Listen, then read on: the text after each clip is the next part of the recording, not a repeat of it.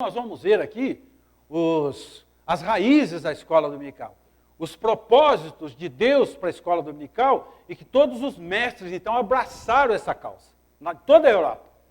Em primeiro lugar, a escola bíblica dominical, ela tinha como propósito, como base ali da reforma, corrigir heresias. Mas vamos ler esse primeiro texto, 2 Timóteo 2,15, vamos lá? Depois os irmãos vão ter a oportunidade de ler outros versículos. Quem achou primeiro pode ler. Esse é um versículo que nós até usávamos como motos para a escola bíblica dominical. Todo aluno tinha que saber esse versículo de cor, hein? Seria tão bom se os irmãos decorassem esse versículo. É o versículo chave para a escola bíblica dominical. 2 Timóteo 2,15. Vamos recitar junto esse versículo? Todos numa só voz? Vamos lá? Procura. Tá, Tiago. Aprovado. Como obreiro que não tem de que se envergonhar e que maneja. Toda a escola dominical começava com esse versículo. Mas ninguém lia. O professor chegava, bom dia para todos, bom dia. Qual é o nosso motus? Procura apresentar-te a Deus aprovado, como um varão que não tem que se envergonhar e que maneja bem a palavra da verdade. Toda escola dominical tinha que recitar isso. Base, né? Para corrigir as heresias. Esse era o propósito da escola dominical, para parar essas arestas. Então vamos agora para Mateus, capítulo 22, para nós assistirmos aqui, lembrarmos aqui de um fato, onde a escola bíblica dominical, ela funciona que é uma maravilha. Mateus capítulo 22. Nós vamos ter que ler até os versículos de 23 a 36, para podermos entender bem o que estava acontecendo aqui. Então eu vou pedir para que o irmão faça uma leitura em voz alta, de uma maneira bem clara, para a gente poder acompanhar aqui. Mateus 22, de 23 a 36. Alguém se propõe a fazer, por favor? Então vamos lá. Jesus aqui, ele teve que enfrentar dois grupos. Quais eram os dois grupos? Saduceus e fariseus. Qual era o tema aqui em pauta? O tema aqui em questão? É uma história surreal. Os saduceus eram diferentes dos fariseus. Os saduceus não acreditavam em ressurreição, não acreditavam em anjos, não acreditavam em espírito. Os fariseus acreditavam, não tinha problema com isso. O problema dos fariseus era outro. O problema dos fariseus era o legalismo. Eles eram legalistas. Eles usavam as pessoas para cumprir a lei. E Jesus não. Jesus usava a lei e amava as pessoas. Ele amava as pessoas. Mas os fariseus eram legalistas. Agora os saduceus eram heréticos. Eles eram heréticos. E aí, eles que, como não acreditavam em anjos e em ressurreição, eles tentaram ali contradizer Jesus contando uma história absurda. Né? A mulher casou com o primeiro marido, ele morreu. Casou com o segundo, morreu. Casou com o terceiro, morreu. 5, 6, 7. E aí, mestre, na ressurreição, ela vai ser esposa de quem? Não é uma coisa absurda? Eu acho que qualquer homem aí, com um pouquinho de ideia na cabeça, né? Viúvo, vamos dizer um viúvo, ele conhecesse uma outra viúva e começasse a namorar, né? Aí ia perguntar para ela, como é que foi a sua vida e tal? Ela falou, eu já tive 6, morreram. Ele ia falar, eu acho que eu não vou arriscar. Né? É uma história absurda. Mas eles inventavam, criavam essas histórias que era para tentar contradizer Jesus. Mas Jesus era o sábio dos sábios. E ele então, ele derruba ali, ele emudece, o texto até disse, ele emudeceu os saduceus, dizendo o quê? Primeiro, vocês não sabem, não sabiam, não aprenderam, que no céu nós vamos ser como anjos? Eles não acreditavam em anjos. Anjos são assexuados. Anjos não têm sexo. Vocês também não ouviram que Lá na glória não vai ter ressurreição. Lá não vai ter... O nosso Deus, na glória, não é um Deus de mortos. É um Deus de vivos. Eles não acreditavam em ressurreição. Então Jesus tapou a boca deles. Os saduceus calaram. Os fariseus, quando ouviram, disseram, olha, Jesus ganhou lá, mas aqui ele não ganha. Nós acreditamos na ressurreição, nós acreditamos em anjo, em espírito, mas nós somos legalistas. Então, Senhor, qual é o maior mandamento?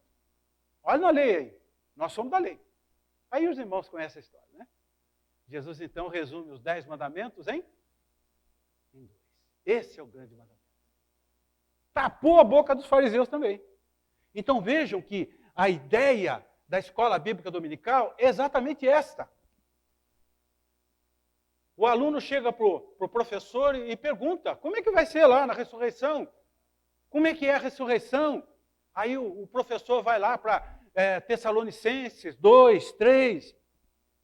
Irmãos, eu não quero que sejais ignorante a respeito dos que dormem, como os demais que não têm esperança. Dá para estudar o tema. A ressurreição existe. Os anjos existem lá. Hebreus capítulo 1, versículo 12. São espíritos de Deus para ministrar aqueles que herdam a salvação. Vamos ler o texto. Leia aqui, leia lá. E nós criamos raízes doutrinárias. É para isso que serve a escola bíblica dominical. Outros textos também, se vocês olharem em Mateus, capítulo 12, por exemplo, tem aquela história do sábado. Mestre, os discípulos estão colhendo espigas no sábado. E aí ele disse, qual de vós? E se a ovelha cair num buraco, num sábado, vocês não vão lutar para tirar aquela ovelha no sábado? Vocês não estão trabalhando no sábado? Ou vão deixar a ovelha morrer? Então eles trabalhavam no sábado, todos trabalhavam no sábado. Mas eles eram legalistas, os fariseus. Então a ideia da escola bíblica dominical é exatamente essa, corrigir as heresias, porque o que tem de heresias por aí, mas infelizmente os irmãos que não frequentam a escola dominical, testemunho de Jeová bateu na porta de casa, deixa entrar. E se entrar depois é difícil sair, né? Porque você fala para o testemunho de Jeová, não, mas eu sou evangélico. Sim, mas que tipo de evangélico você é? Aí se é um adventista, não, mas eu sou evangélico, mas você guarda o sábado? Não. Então eu vou mostrar para você que está errado. Aí você não conhece, não tem base bíblica para se defender, né? Então a escola dominical é importante. Hoje nós vamos estudar uma lição sobre o sábado. Aí todos os alunos ficam afinados. Hoje a nossa lição vai ser sobre anjos. Olha, a editora, ela lançou uma revista com mais de 30 lições sobre anjos, angiologia. Porque houve uma época aí que estava uma epidemia de anjo. Tinha anjo para todo lado, né? Músicas sobre anjo, né? Tinha aquela música, tinha até uma música, não sei se você lembra, né? Tem anjo subindo, descendo, né? Todas as direções, aí você entrava na igreja e via anjo para todo lado, aí as crianças estudavam, comece amanhã com o seu anjinho da guarda, e estava uma confusão. Aí eu me lembro que o doutor Russell Chad, né, que PhD em teologia, nós tivemos um grande privilégio de levá-lo na nossa igreja, lá no Castelinho. Aí ele tomou lanche em casa. E aí eu fiz essa pergunta para ele, né, porque ele estava fazendo uma revisão na Sociedade Bíblica do Brasil, na Bíblia, uma revisão da Bíblia sobre anjos. Ele foi contratado para fazer. Aí ele me disse uma coisa que eu fiquei assim, boca aberta, eu não sabia. Ele falou, olha, pastor, essa palavra anjo na Bíblia, todas as vezes que ela aparece, tanto no grego como no hebraico, é espírito. Espírito, espírito. E nós traduzimos, então, essa palavra para anjo, anjo, anjo, porque na verdade era um anjo. Né? Porque se deixasse espírito, espírito, espírito, corria o risco das igrejas espiritualizarem. Ficar tudo meio espírita. Né? Porque era uma coisa de anjo para todo lado. Então a gente corrige as heresias. Em segundo lugar, caminhando um pouco mais aqui, Era uma forma também de purificar a adoração. Vamos ler o texto lá em João capítulo 2, capítulos 5, 39? Vamos lá? Alguém rapidinho?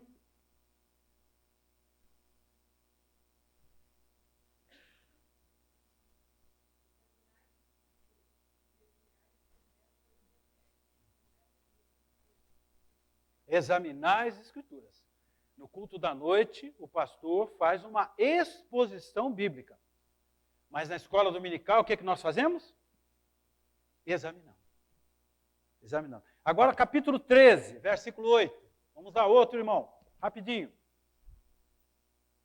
A história do Pedro.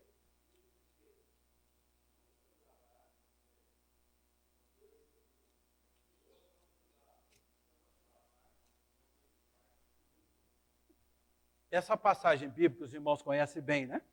Jesus foi lavar os pés de Pedro, e Pedro, a princípio, ele resistiu. Depois, quando ele entendeu, ele disse, lava-me o corpo todo. Jesus disse, não precisa lavar o corpo todo, porque vocês já estão lavados. Mas que tipo de purificação era esta? Capítulo 15, versículo 3. Alguém leia aí. Vós já estáis limpo pela palavra. Está vendo que maravilha? Então a palavra de Deus, ela tem esse propósito de purificar a vida do crente, purificar a nós, para que nós possamos apresentar a Deus aprovado. Num culto santo e agradável a Deus. Mas a nossa vida precisa estar purificada pela palavra. E nós podemos até usar o exemplo daqueles instrumentos cirúrgicos que os médicos usam. Então, depois de usar aqueles instrumentos, o que os médicos fazem? Tudo aquilo tem que ser esterilizado. Usa de novo. É como se você ganhasse uma roupa bonita, mas usada. Você vai lavar. Ah, você ganhou um utensílio, uma vasilha de presente, usada. Você vai lavar. Então, todas as vezes que nós vimos para a igreja para adorar a Deus, para cultuar a Deus, nós precisamos estar purificados. E essa purificação, ela vem pela palavra de Deus. Vamos olhar 2 Timóteo, capítulo 2. Olha que coisa interessante. 2 Timóteo, capítulo 2, versículos 20 e 21.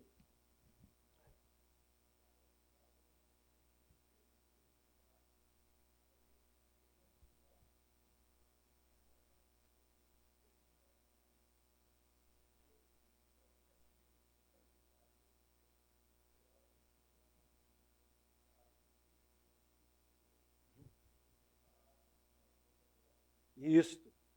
Então, numa casa, não existem apenas utensílios de ouro e de prata, mas utensílios também de madeira, de barro.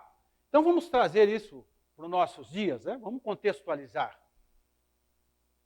Numa casa não existem apenas vasilhas, ou talheres, taças de ouro, de prata, mas tem também a coisa de segunda, né? Como é que a gente chama isso? Vasilhas para servir? Potes, vasilhas que você usa ali em casa para visitas e para o dia a dia. Não tem isso? Travessa para o dia a dia e para visita. Tá certo?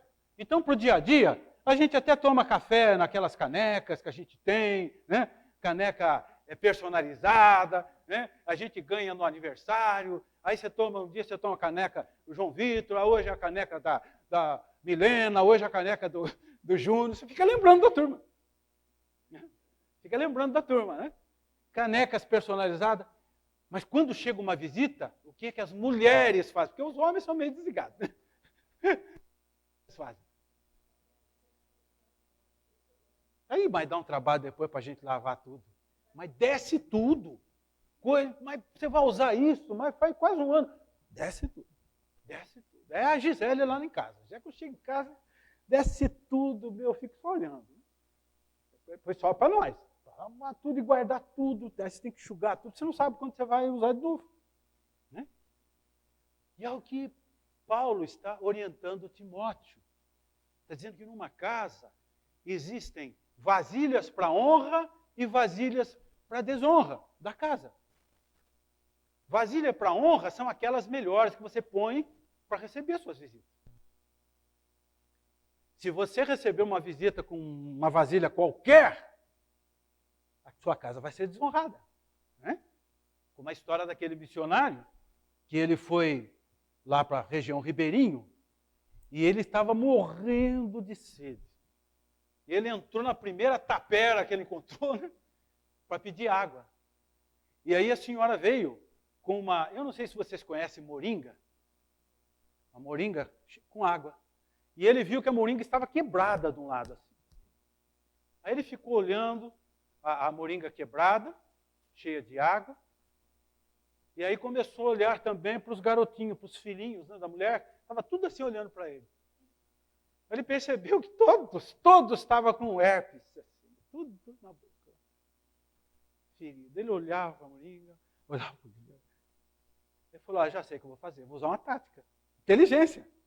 Eu vou beber no rachado. Aí ele bebeu no rachado. Aí, mãe, ele é igual nós. Ele só bebe no rachado.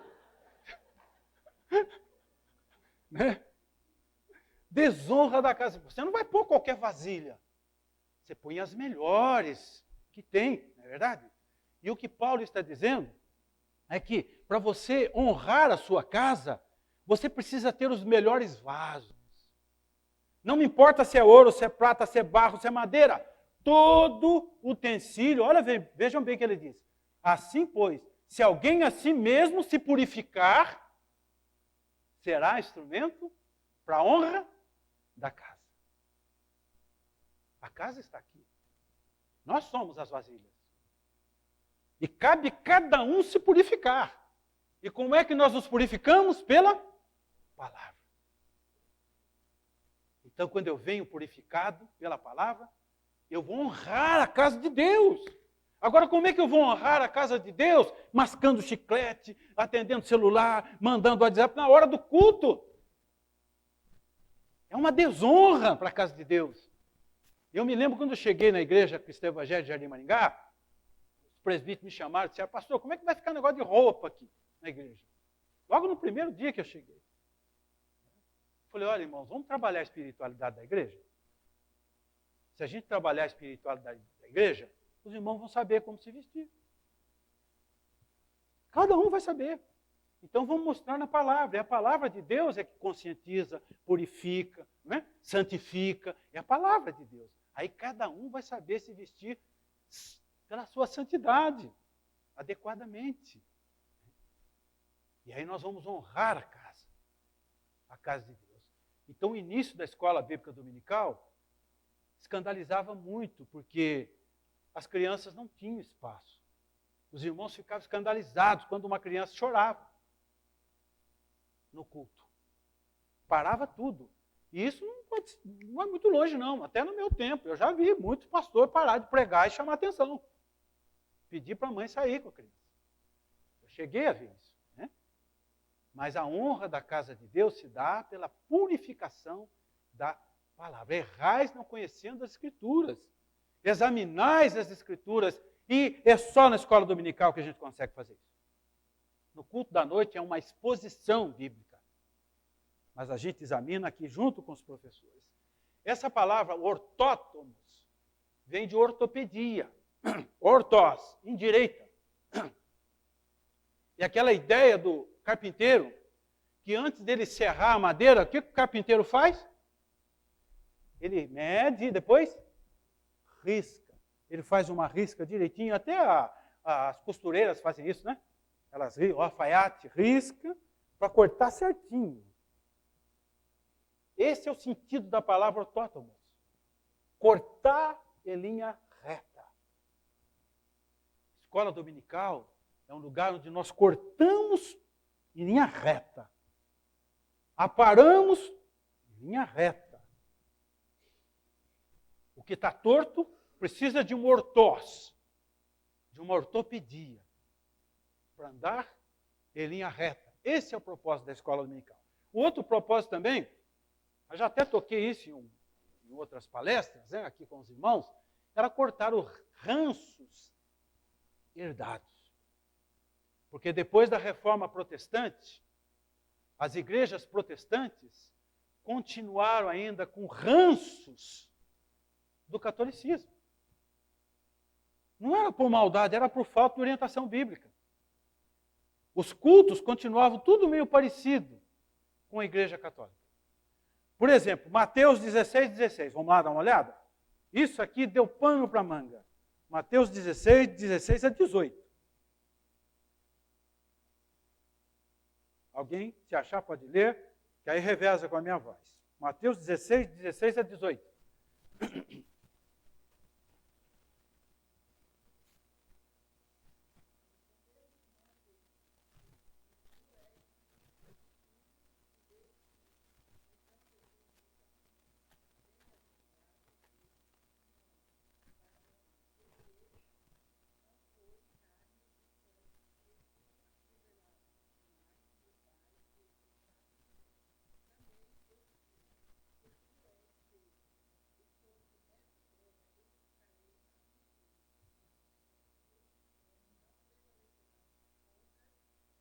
E agora, né? Tu és Pedro, e sobre esta pedra edificarei a minha igreja, e as portas do inferno não prevalecerão contra ela. Afinal de contas, quem é a pedra da igreja? Pedro ou Jesus? Está vendo que confusão? Isso deu pano para a manga na época. Então precisava de uma exegese, né? De um estudo mais aprofundado, texto no contexto, para poder chegar à conclusão quem de fato era a pedra da igreja. E aí a igreja, obrigado, irmão, a igreja protestante, a igreja reformada, não teve dificuldade nenhuma para entender que Jesus era pedra. Não teve dificuldade. Porque Martinho Lutero, ele era um estudioso da Bíblia. E a igreja luterana seguiu por esse caminho. Então vamos examinar a Escritura. Vamos ver quem é a pedra da igreja. E depois, em Atos dos Apóstolos, esse Jesus é rocha. Esse Jesus é a pedra que os construtores rejeitaram. Pedro falando. Mas, infelizmente, na doutrina católica, eles ainda insistem na ideia de que Pedro foi uma pedra e que essa pedra deu origem, então, a todos os papados. Né? Todos os papados. Mas a escola dominical, a gente resolve isso. Por exemplo, rezar, orar. Aí Jesus disse, quando vocês estiverem orando, não useis de várias repetições. Mas fale com o Pai Celestial, a sós, e Ele te recompensará. Orar é diferente de rezar. Porque a reza é uma repetição. É uma ladainha. E a oração é uma conversa que você pode ter com o Pai Celestial. Né? Outra questão era a questão do celibato. Os padres não podem casar. Por que os pastores estão casando? Por que o Martinho Lutero já resolveu casar com uma freira? Né? Por quê? E vocês podem ter certeza disso que eu vou falar para vocês.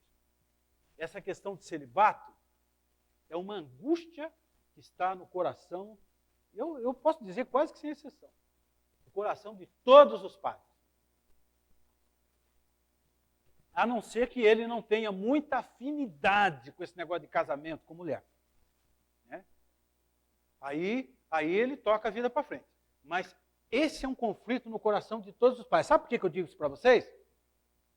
Porque eu estudei filosofia num seminário católico. E lá eu conhecia. Os alunos eram todos seminaristas. Né? E na hora do cafezinho, todos vinham conversar comigo. O senhor é pastor? Como é que o senhor veio fazer? Eu vim fazer filosofia. Porque eu sei que aqui tem as melhores escolas, Tomás de Aquino, Agostinho. Eu quero estudar aqui. Só por isso. Mas isso não vai mudar nada. Não. Vai fortalecer cada vez mais a minha teologia. Cada vez mais. Aí eu me lembro de um irmãozinho lá da própria Igreja Católica, chegou para um professor de História da Filosofia, né? Um senhorzinho, né? Que ele vinha de Brasília para dar aula para nós. Eu esqueci o nome dele, ele disse, professor, as aulas do senhor estão abalando a minha fé. As aulas de filosofia. Sabe o que o professor falou para ele? Se uma simples aula de filosofia está abalando a sua fé, joga ela fora. Não serve para nada. Disse isso para ele, eu nunca esqueço disso. Aí os alunos lá no cafezinho vinham, pastor, como é que é ser pastor casado, hein? Eu falei, é uma maravilha, uma maravilha. Mas vocês vão ter problema também. É muito fácil. Aí sabe que no final do ano, quando tinha aquele churrasco, todo final do ano tinha, né? Então no final do ano me chamavam, eu ia lá também para o churrasco com eles. Lá. Eles bebiam cerveja, eu tomava Coca-Cola, comia minha carninha, né? E tal. Aí chegava um para mim e falava, pastor, ano que vem não estou mais não. Não, esse negócio não é para mim. Não quero ser padre. Não. Aí vinha outro, a mesma coisa. E vocês acreditam que um domingo, eu já contei isso. Domingo eu estava pregando no culto, lá na igreja do Jardim Maringá, culto, domingo à noite. E um seminarista apareceu lá. Era colega lá no curso. Apareceu na igreja. E eu não esperava, fiquei surpreso. E eu não fiz de propósito, que eu já tinha no coração, naquela noite, que eu ia fazer apelo. E eu fiz apelo e ele se converteu lá. O seminarista. Está vendo? Porque essa coisa de celibato é coisa de homem. Isso faz parte dos dogmas católicos. Então, Martinho Lutero, ele, na escola bíblica dominical, ele ensinava o que era dogma e o que era bíblico. O que era dogma e o que era bíblico. Agora você escolhe. Se quiser uma igreja com a Bíblia e mais os dogmas, então continue na igreja católica. Agora, se vocês quiserem uma igreja só com Bíblia, então vocês vão ter que ser protestantes. Como é que a gente santifica? Porque nós temos canonização. Para ser santo aqui na igreja católica, tem que ter um dossiê, que você fez boas obras, boas ações. Primeiro você tem que morrer, porque não tem santo vivo, é só depois de morto, né? Aí vai canonizar, aquele processo todo. Mas aí quando a gente lê lá na Bíblia, 1 Pedro 1, 15, 16, santificai-vos, santificai-vos, santificai-vos. A própria palavra, tanto no Velho como no Novo Testamento, tem o mesmo sentido. Separado do profano para Deus. Isso é santificar. Tão simples. É tão simples. Mas tem que examinar a Bíblia. Tem que examinar a palavra de Deus. Mas e daí? Nós vamos ter ceia ou vamos ter hóstia? Vamos para a Bíblia. O que a Bíblia ensina? Vou falar um palavrão aqui, né? Existe transubstanciação?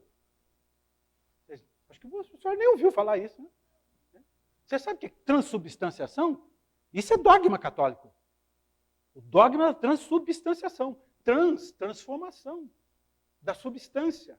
Você pega aquele pãozinho, põe na língua e vira corpo. Por isso que não pode mastigar, tem que engolir. Vira corpo. Transforma biologicamente ali, através de um milagre, que ele transforma no corpo de Jesus. Infalibilidade papal, tudo isso. O Lutero, então, ele vai aparando as arestas, cortando ali, cortando lá, essas heranças, para poder lapidar a igreja. Mas, infelizmente, até hoje, né, a igreja católica, a igreja luterana, ainda tem muita coisa que ficou ainda.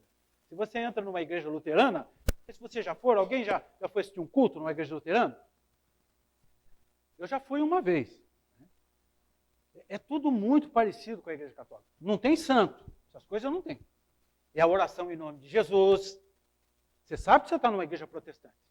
Mas tem muita coisa ali, tem a ladainha, tem os ritos, tem tudo, né? E depois que terminou lá o culto, né? Aí teve um almoço, aí eu fui para o almoço, aí chegou no almoço, a turma encheu a cara de cerveja. Né? Eu fui, eles me convidaram para ir, eu fui com a Nilza. Né? Então é difícil. Mas a escola dominical você consegue lapidar. Lapidando as coisas, né? Mas a escola dominical também ela tem um outro propósito. Vamos continuar um pouco mais? Que é o propósito de evitar o juízo de Deus. Estava até pulando aqui, né? Está aqui. Evitar o juízo de Deus. Por quê? Eu tenho até uma pergunta para fazer para os irmãos no final dessa explanação aqui. Deus se mostrava mais, porém os seus juízos eram imediatos. Quanto mais Deus se revelava, ele mais disciplinava. Não era assim no Velho Testamento? O povo não via coisas que a gente não vê hoje. Imagina se você chegasse ali no Rio Paraíba, né? Jogasse uma capa lá, o rio.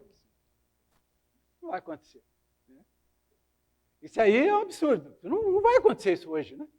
Como a história do pastor que foi pregar numa igreja lá no Araguaia.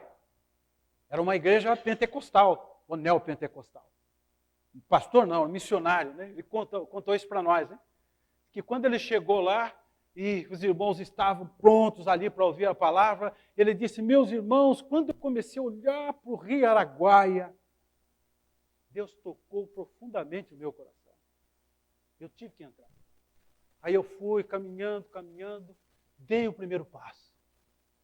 Aquele silêncio.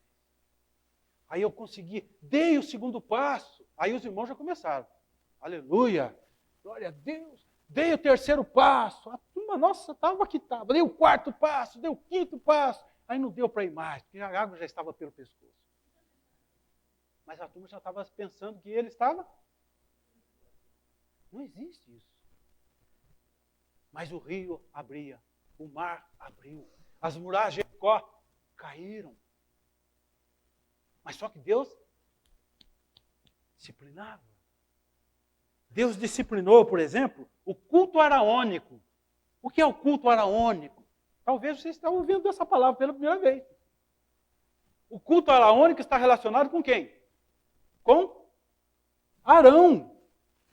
O que é o culto araônico? É o culto do bezerro de ouro. Deus então disciplinou o povo, morreram 3.000 por causa do culto araônico. Quem organizou o bezerro de ouro? Foi o próprio Arão. Foi ele que fez o bezerro de ouro. Agora, por que Arão fez o bezerro de ouro? Para oferecer ao povo aquilo que o povo queria. É o culto araônico. Coincidência com o que está acontecendo hoje em muitas igrejas. O povo falou, o povo pediu Moisés. Porque Moisés desceu desesperado. Aí um ditado. A voz do povo não é a voz de Deus. Não é a voz de Deus. O povo pediu. Ele ouviu o povo. Não é mais ou menos assim que está funcionando hoje? Ah, vocês querem entretenimento na igreja? Vamos ter entretenimento. Ah, vocês querem carnaval gospel? Vamos fazer carnaval gospel. Então, culto araônico significa oferecer à igreja aquilo que dá certo, mas aquilo deu certo. Porque o povo estava desesperado com a ausência de Moisés, Moisés não voltava, o povo estava querendo apedrejar o povo, apedrejar os líderes, cadê o Deus que tirou a gente do Egito? E o povo estava desesperado, e Arão fez o bezerro de ouro, o povo acalmou. Foi uma alegria só. O povo levantou para festejar e dançar, diz a Bíblia. Deu certo. Mas era certo? Então nós precisamos oferecer à igreja aquilo que é certo. E não aquilo que dá certo. Quantos coaches tem por aí de igrejas para dar certo? Ah, isso funciona, isso dá certo. Mas será que é certo? Então você tem que pegar o peixe, comer o peixe e jogar o espinho fora. Porque tem muita coisa oferecida por aí para a igreja que dá certo. Claro que dá. Mas não é certo. Então a igreja não cresce muito. Você pega uma igreja conservadora que tem escola dominical, ela vai crescendo lentamente. Parece um casal, parece o outro. Porque nós usamos a palavra de Deus. E a palavra de Deus, ela é ortótomos, ela corta em linha reta o que dá certo e o que é certo. Aí você escolhe. Aí você escolhe. Você vai ter uma igreja menor, mas uma igreja reta, ortos. Uma igreja que caminha reta. Mas só com aquilo que é certo. Deus disciplinou também o culto a Baal. Por causa do Elias, vocês se lembram? Dos 450 profetas de Baal? Também por causa de Elias. Deus, ele disciplinou a conspiração de Coré. Tem todos os textos aqui, depois se vocês quiserem, eu posso mandar para vocês. Coré, ele induziu o povo a desobedecer a Moisés e seus líderes. Dizendo, não, vocês não precisam obedecer Moisés e os líderes. Cada um é seu líder. Aí os irmãos que são de escola dominical, né? Lembram da história da vara de Arão, que floresceu? Aquela vara de amêndoa? E Deus disse, olha, põe as varas. Coloque as varas aí do Coré e do seu grupo e coloque a vara de Arão. A vara que florescer é o meu ungido. Aí floresceu a vara de Arão. A terra fendeu e todos os rebeldes morreram. Disciplina de Deus. Deus disciplinou também a murmuração do povo no deserto, mandando serpentes abrasadoras por causa da insatisfação. O povo começou a chamar o maná de pão fastio. Nós não aguentamos mais esse pão fastio. Mas que injustiça, não, gente? O pessoal reclamar do maná, né? Todo dia. Eu tenho certeza que se a gente estivesse lá, a gente não ia reclamar, né? Reclamar. Deus usou a disciplina, isso é muito sério. Derramou o seu juízo para disciplinar o fogo estranho no altar de Nadab e Abiú, sacerdotes, filhos de Arão. Se vestiam como sacerdotes, eram sacerdotes legítimos, eles tinham incenso na mão e foram fulminados por Deus dentro do santuário. Olha que coisa. Sabe por quê? Porque eles ofereceram fogo estranho. Infelizmente, nós temos visto muito isso nas igrejas. Fogo estranho no altar. A gente vê no YouTube, né, pela internet, alguns cultos que não dá para entender. Aquele povo tudo pulando carnaval dentro da igreja, dentro do culto. Eu estava até contando para o Alex aqui, que eles são de origem metodista, né? Me lembro que um dia, uma semana que a gente saiu de férias, a gente faz algum tempo já, uns anos, nós fomos para Poços de Caldas. Né? Aí quando chegamos lá no domingo, falamos, vamos procurar uma igreja. Aí nós damos uma volta durante o dia para ver se achavam uma igreja para a gente ir, né? Então tinha umas igrejas comunitárias daquilo, falaram, não vamos. Aí nós achamos lá, metodista. Falaram, vamos nessa então. Vamos na metodista. E nós fomos na igreja metodista. Olha, não deu para ficar até no final do culto. Eles dançavam frevo. Foi uma dança de frevo gospel ali dentro. Pulavam, né? E eu ficava só olhando aquele barulho. A Nilce e eu. Né? Aí eu me lembro que teve uma criança que estava suando as bicas, porque era no verão, né? A criança veio correndo, a mãe estava perto de nós. Chegou ali perto da mãe, a mãe tirou a camisa da criança, tudo molhado, né, suado. Vamos pular. Vamos pular. Pulou. Acabou, Búcio, olha, incrível que pareça. Quando acabou o louvor, né, o pastor tomou a palavra. Eu comecei a observar os músicos, viu, Denis? Todos. Começaram a desmontar o instrumento. Aí foi saindo pela parede, assim, ó, quietinho, para não atrapalhar. Por todo mundo. Não ouviu. Meu Deus, mas me deu uma tristeza. Eu falei, mas igreja metodista. Por isso que placa hoje não quer dizer nada, né? Não quer dizer nada. Tem muitas cristãs evangélicas também, se você entrar lá, você vai dizer, não é possível. Não é possível. Então Deus, ele se revelava mais. Mas ele também disciplinava. É o fogo estranho. Então, se Deus fosse disciplinar assim hoje, meu Pai do céu, na hora do culto cai um raio. Mas hoje nós estamos debaixo da misericórdia. Deus é tolerante. Mas Ele não aceita qualquer culto. Ele não aceita. Ele sabe que o fogo está dentro de cada um agora. E esse fogo não pode ser estranho. Deus disciplinou Ananias e Safira por causa da falsidade, da mentira. Né? E tantos outros, Saul, e aí por diante. Né? Mas vamos caminhar um pouquinho mais. Quais são os métodos que Jesus usava para a escola dominical hoje? O método, por exemplo, parábolas. Você sabe o que são parábolas. São histórias contadas para ilustrar verdades. E nessas histórias, Jesus usava coisas do cotidiano. Agora vamos mexer um pouquinho aqui com vocês. Um exemplo de ilustração que Jesus usou para ensinar no trivial, no dia a dia daquele povo. Um exemplo. Uma passagem da Bíblia, alguma história, alguma coisa. Semeador. Está relacionado com o quê? Com lavoura. Naquele tempo tinha lavoura. O que mais?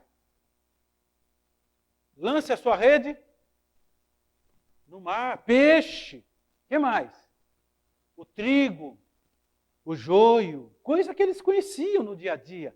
Sal, candeia. Então Jesus usava as coisas do trivial, do cotidiano, daquele povo para poder ilustrar verdades profundas. E é assim que eles aprendiam a palavra, né? Mas Jesus também usava hipérbole. A hipérbole são figuras de exagero.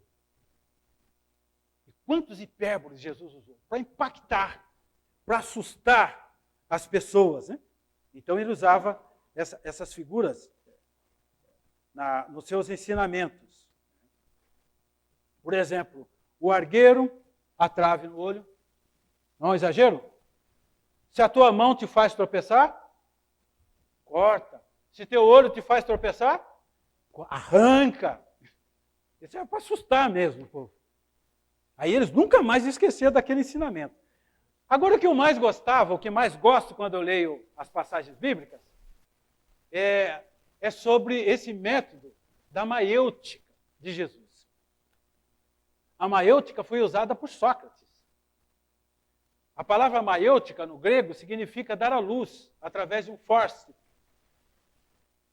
considerando sempre que a verdade está dentro da pessoa.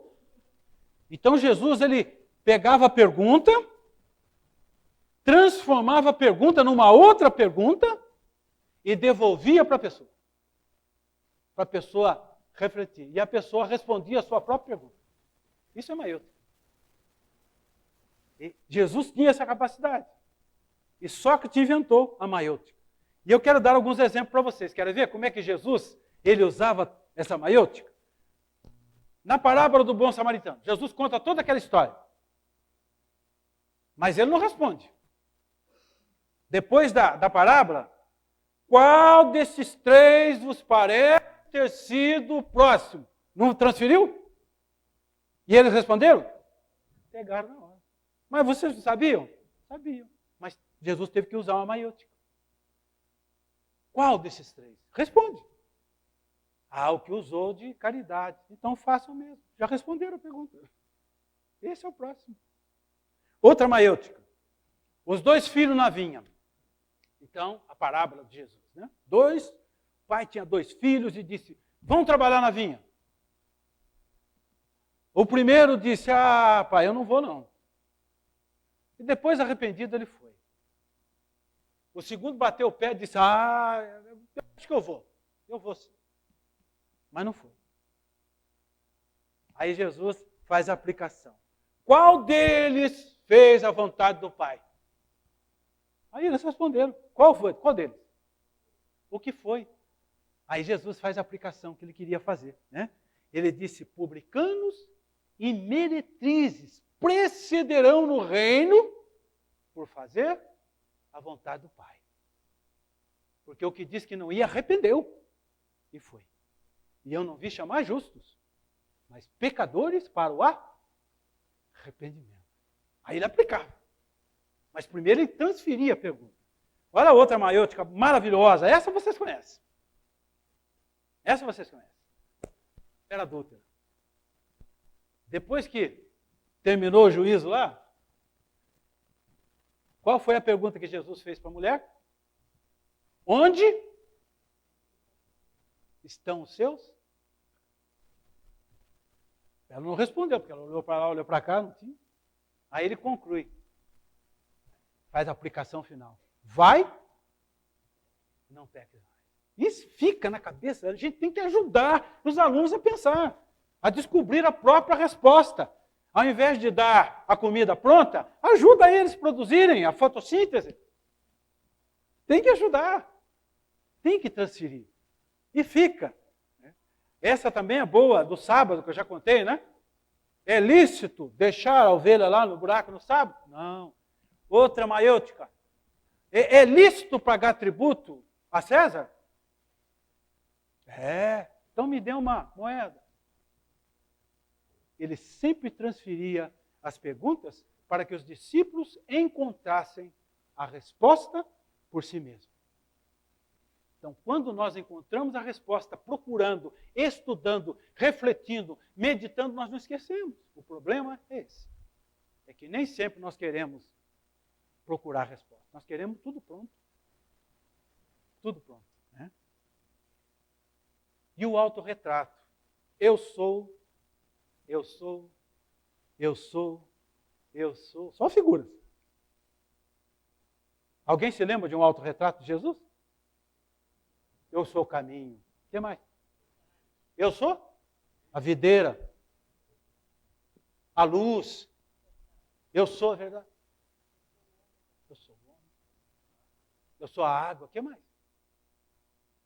Uma coisa comum. Abre e fecha. Eu sou a porta. Eu sou o pão. Olha que coisa. Sou o pão. Eu sou o pastor. Então, quando falava sou o pastor, já vinha na cabecinha deles. Aquele monte de ovelhinha pedindo comida, pedindo água. Já vinha na cabeça deles. Né? Eu sou o pastor de vocês. O que vocês estão precisando? Deixa que eu proteja vocês. Minha vara, o cajado, consola vocês. Então, Jesus trabalhava, né, com autorretrato. Se fosse hoje, por exemplo, não. Dizia assim, Jesus trabalha com selfie. Né? Ele trabalhava usando a própria pessoa dele. Né? Eu sou. Milagres e profecias. Agora, partindo já para a nossa conclusão, vamos ver aqui o resultado esperado da Escola Bíblica Dominical. É transformar vidas. Então, quando Raikes, ele criou a Escola Bíblica Dominical, esse era o objetivo dele, transformar vidas. E quando a própria cidade, depois o Estado, o próprio país, descobriu que a escola dominical estava transformando aquela criançada, aqueles meninos de rua, o próprio governo decidiu investir. Transforma a vida. Então a própria palavra transformação, vamos definir ela para concluir? Transformação. Então nós começamos com de transcendência. O que é uma transcendência? É o limite das letras. No limite das letras, começa o agir de Deus. Então hoje, os alunos, quase que de um modo geral, é como um funil recebendo informação. Então os alunos hoje, tanto da escola secular, como de muitas igrejas, estão saturadas de informação. Não aguentam mais informação. Os nossos alunos estão precisando de transformação. Transformação. E essa transformação, a escola secular não tem. Isso vai além do secular. Isso é transcendência. É só Deus é que pode transformar, né? Através do texto que está lá. Outra, forma. Forma ou forma. O que é uma forma? Não é um modelo? Um molde? A nossa forma é Cristo Jesus. Mas se vocês depois lerem em casa os textos, sede meus imitadores, como eu sou de Cristo, todos esses textos falam de imitação. Então o professor, ele precisa ter essa autoridade para dizer, sede meus imitadores, como eu sou de Cristo. Imitar é fazer mímica. Esse é o sentido da palavra grega. É você imitar, não como papagaio, repetindo tudo que a pessoa fala, mas imitar no gesto. Isso é fazer mímica. Imitar no comportamento. Fazer tudo que o outro está fazendo. É imitar. Não é falar, mas através do gesto. Né? Forma. Mas nós precisamos dar uma forma. E ação. Ação através do aconselhamento. Jesus dizia, vai, venda tudo que tem, siga-me. Tome uma atitude. Vai e não peques mais. Vai, toma atitude. Isso é ação. Não existe transformação sem ação. Não existe transformação sem um modelo, sem uma forma. E o professor também é modelo, é forma. Não existe transformação sem uma transcendência. Tem que ir lá em cima. Tem que buscar Deus. Porque sem Deus, o aluno pode ser um PhD. Mas ele vai ser um político corrupto. Ele não tem sabedoria. Ele não tem unção. Ele vai usar a inteligência dele para quê? Para roubar, para destruir. Ah, mas ele é um gênio, mas gênio do mal. Por quê? A ciência é limitada. A ciência não tem capacidade para formar um Daniel, para formar um José do Egito. A ciência não pode fazer isso. Para sabedoria para Noé, construir uma arca. A ciência não tem. Isso é transcendência. A escola dominical, ela transforma a vida. Mas nós temos que trabalhar nisso.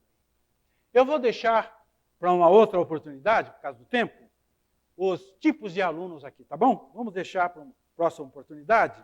Alunos soldados, combati o bom combate, frascos, sou para com vós, sou para com Cristo, bom perfume, filhos, sofro dores de parto até gerar Cristo em vós, lampiões, luz do mundo, reciclados, o vaso, piedosos, 1 Coríntios 13, e alunos jequitibás. Vamos deixar para uma outra oportunidade para falarmos agora sobre modelos de alunos. Hoje nós ficamos apenas com um pouco da história da escola bíblica dominical. Espero ter podido ajudar um pouco mais os irmãos nessa manhã, em nome de Jesus. Amém?